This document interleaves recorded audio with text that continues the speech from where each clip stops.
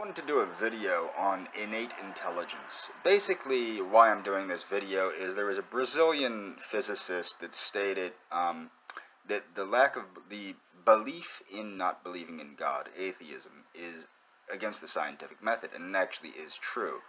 I'm not talking, for me personally, I'm not talking about God as in the Judeo-Christian concept of God, but a pantheistic interpretation of God. Now, I'm going to explain this as in chiropractic. What happened is I started going to a chiropractor because I went to an emergency room with a heartbeat about 200 beats a minute. The doctor in the emergency room said, "We can't help you. The medicine we have you on, if we give you enough of it to control the palpitations, it'll kill you. If we give you what you're on," which I'm still taking it because I'm crazy, I guess, "it's not strong enough to control the palpitations. So there's a limit here." Now, so I started going to a chiropractor because I found out chiropractic can help tachycardia. And I'm having good luck with it, actually.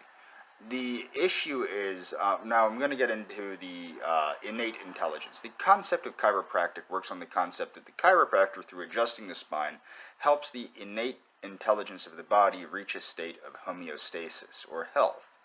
And that's... There is an underlying innate intelligence, if you will, throughout the whole universe, an urge toward order, what Dr. Pierce called the creator. The creator is the creator and the self-created. Now, how I would go into... Now, Dr. Pierce, of course, was a physicist. What I'm going to get into is this, though. Too many people, I think, don't realize that science has its limitations.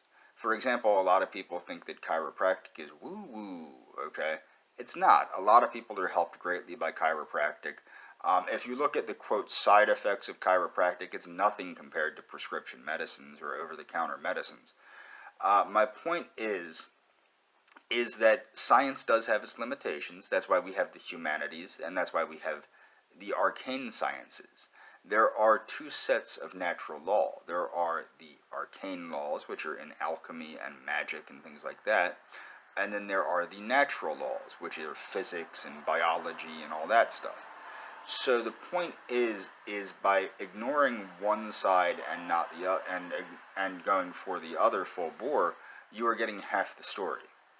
And that's why I've always studied both. I'm drawn more toward the humanities side, more toward the arcane science side, but I'm a highly analytical person.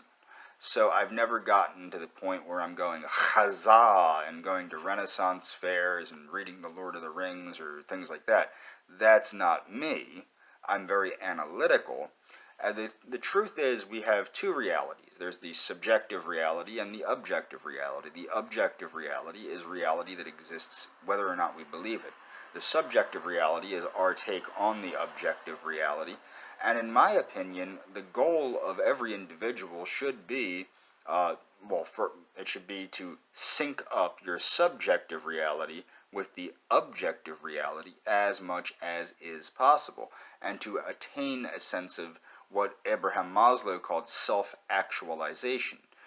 That's all for this video. I just wanted to point this out because it is kind of silly how so many atheists have taken such a religious attitude toward atheism, a dogmatic attitude toward science.